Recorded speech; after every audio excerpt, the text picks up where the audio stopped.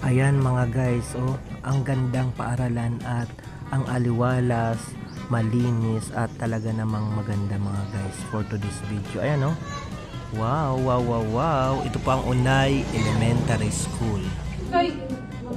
Bakit kaya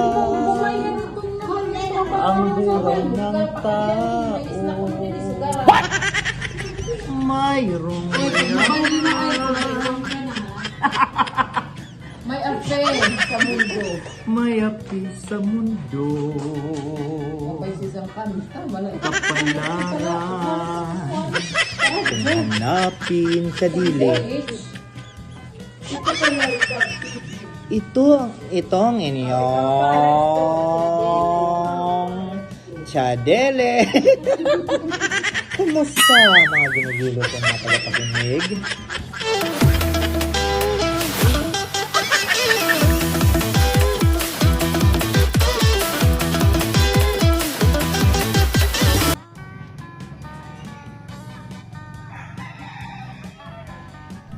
Ayan, good morning mga guys. Yes, yo, break it down. Ayun, nandito po tayo ngayon sa nag-iisang barangay Doña Luisa, Lauang, Northern Samar, o mas kilala ang lugar na ito sa kanilang Unay Beach. Opo. At ayan, ito po dito ang Unay Elementary School. At nandito po tayo ngayon para po sa administration ng PhilErie. At ayan po, last din na po natin ngayon at alas 5 na po ngayon ng hapon, kaya po tayo ngayon ay nag-vlog. At ayan, sa mga bago pa lamang sa aking channel, ito po muli ang inyong nag-iisang Maestro Waray, isa pong guro mula sa bayan ng Lawang, Northern Samar, na maghahatid sa inyo ng mga good vibes, masasayang kwentuhan at syempre mga guys, halakhakan. At ayan, nakikita nyo po, napakaganda po, napakaaliwalas po ng kanilang paaralan po dito sa Unay Elementary School. Ayan oh.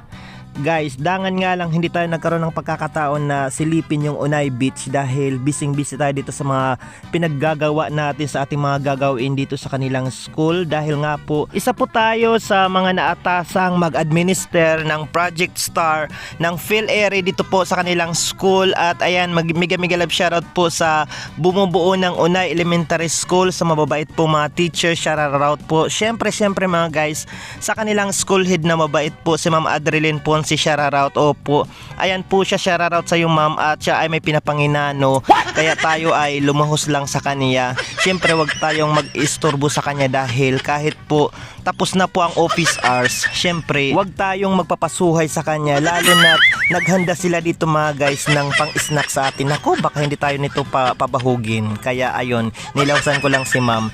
Shoutout dito sa mga kasamahan ko, ayan, kay Ma'am Telma Ribato. Siyempre mga guys, nandito pa ang ibang mga kasamahan namin, si Ma'am Faye, si Ma'am Melody, at syempre si Ma'am Melanie. At ito na nga po mga guys ang inihanda nila sa aming last dinner. Napakasarap po talaga mga guys, lalo na't libre talaga. Ang sarap talaga dito ng aming panginginain. Shoutout, thank you so much Ma'am Adreline Punsi. At ito na nga, maka-5 beses akong bumahog dito at ang pang-6 ay tinakgas ko. At syempre mga guys, kahit nga alas 5 na ngayon ng hapon, tayo pa rin ngayon ay nagtatrabaho dito.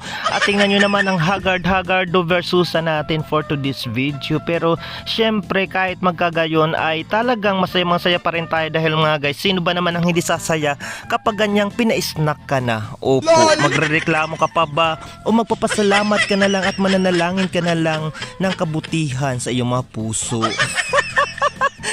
Kung ano-ano ng mga sinasabi ko, dala na siguro ito ng gutom at pagod ng isang semana naming pagtatrabaho ng Project Star. Ayan, shoutout po sa Project Star na napakaganda for today's video. At ayan mga guys, shoutout dito sa aking hipid na si Ma'am Marina, na ayan, akin na siyang sinabawan. Binigyan ko na siya dito ng pinahapot, pero kanyang inumpag sa akin at ibinalik niya sa akin dahil matapsi daw.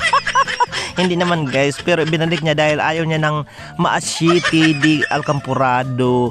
Ayan, at syempre masarap-sarap ang mga pagkain nila dito. Shoutout muli sa bumubuo ng Unay Elementary School. Daghang salamat sa inyong mainit na pagtanggap dito sa inyong nag-iisang Maestro Waray, at syempre sa aking mga kasamahan. At syempre special mention, special shoutout sa aking mga naging estudyante dito sa grade 5 pupils ng Unay Elementary School at sa kanilang advisor na si Ma'am Heidi Cano. Shoutout Thank you so much sa napakagandang experience dito sa inyong school.